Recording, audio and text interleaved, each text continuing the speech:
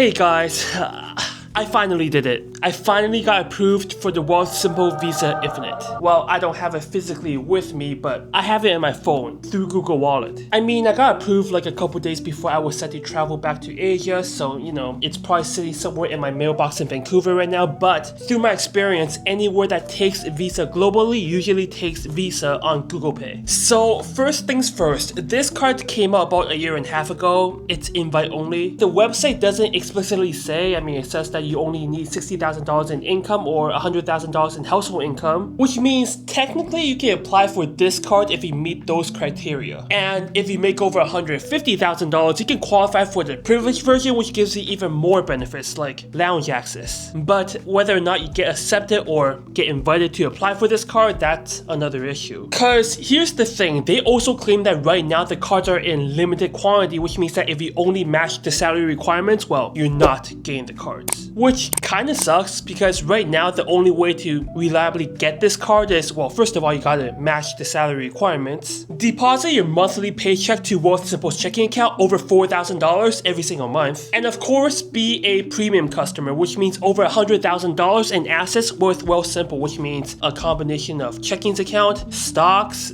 crypto. Although for crypto, I wouldn't use Wealthsimple because they don't offer the best rates. And of course, even after you satisfy all those requirements, it still might take you months to get an invitation to apply, which is exactly what happened to me. So even though many Canadians know this card because of it being a good value card, it's pretty uncommon because of the steps you need to go through to get this card. So this card is free, assuming you put $4,000 in direct deposit every single month and you're a premium customer. If not, then this card costs $240 a year, which honestly for $240 a year, probably not worth it. So this card offers 2% cashback for all transactions and no foreign transaction fees, which essentially makes this card the best travel card in Canada unless you get the privileged card, which you need to make $150,000 for that. Look, I get it. Other cards might offer more lounge access, priority boarding, better airport experience, but for me personally, it's all about money and cashback. I can live with being a little bit more uncomfortable at the airports if that means that I can save money shopping abroad with no foreign transaction fees. The card offers a pretty nice insurance package, 10 coverages to be exact, which includes mobile insurance, by the way. That being said, there is one slight issue with this card. It's not even a big issue, by the way. It's that this card is a Visa. Visa often charges a slightly higher exchange rate for foreign purchases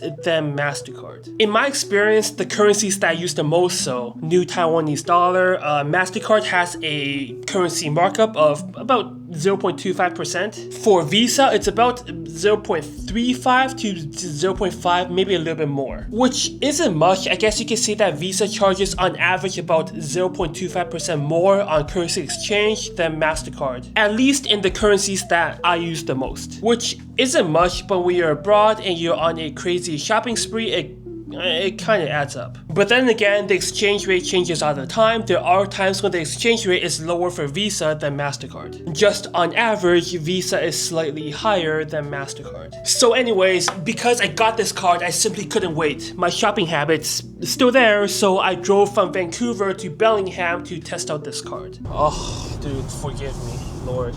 Now, you might ask why I said a prayer. You see, dude, we're not supposed to be going to the US. We're supposed to be hating the US. I'm Canadian. Since 2025, for some reason, I don't like the US much. Canada should honestly become our 51st state. Which means I don't want to give US my business. But since I'm testing out this card, I decided to go to the US. But I still had to lay out my sins to make myself feel better. You know what? I just hope that we don't get caught up by ICE. There's two Asian guys, me and you, going to the US.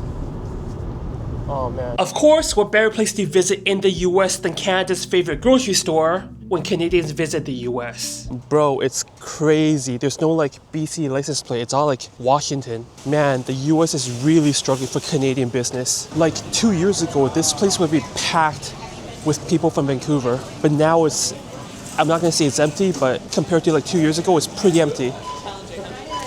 Hi. That's all. There is no recording allowed okay. at the store, so unfortunately, no recording is allowed at Trader Joe. I didn't know that.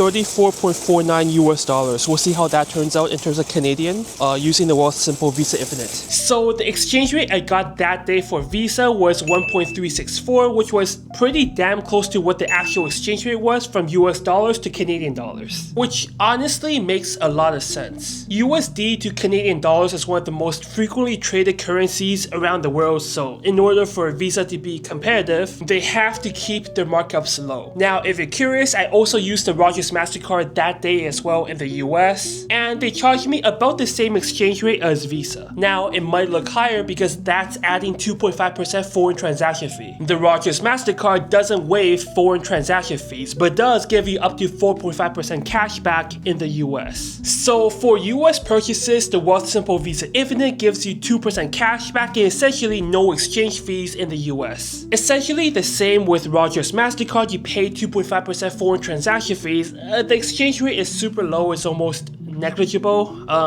You do get up to 4.5% cash back for shopping in the US. So essentially 2% cash back for shopping using Rogers Mastercard in the US. So both cards are actually pretty decent options when shopping in the US, although I would still go with the Wealthsimple Visa Infinite just because redeeming cash back with that card it's much more flexible. With Rogers, you can only redeem once you accumulated $10 in cash back. With Wealthsimple, you can literally redeem at any time. Okay, so that was the US. What about abroad, like globally, anywhere else, like in Taiwan? Because I'm here. Okay, so we're gonna test out the Wealthsimple Visa Infinite in Taiwan. I mean, I gained over 10 kg in the past year, so I probably should be getting food.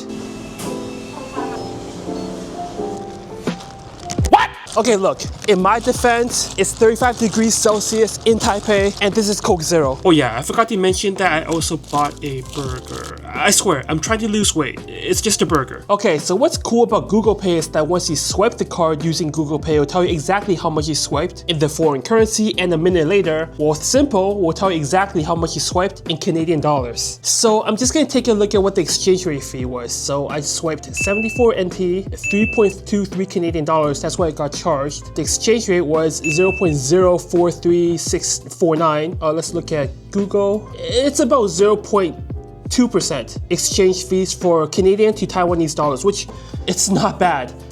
That's actually pretty decent. Now remember, I'm getting 2% cash back on top of that. So I'm getting about 1.8% cash back for using my card in Taiwan, which I'm gonna be honest guys, most cards in Taiwan don't even offer 1.8% cash back for general shopping. So 1.8 to 2% cash back by using this card in that's pretty damn good, man. Of course, if you're shopping domestically in Canada, there are better options for credit cards, but this card isn't meant to be used domestically. So on all, let's rate this card. So if you travel, this card's rewards is 10 out of 10, no doubt about that.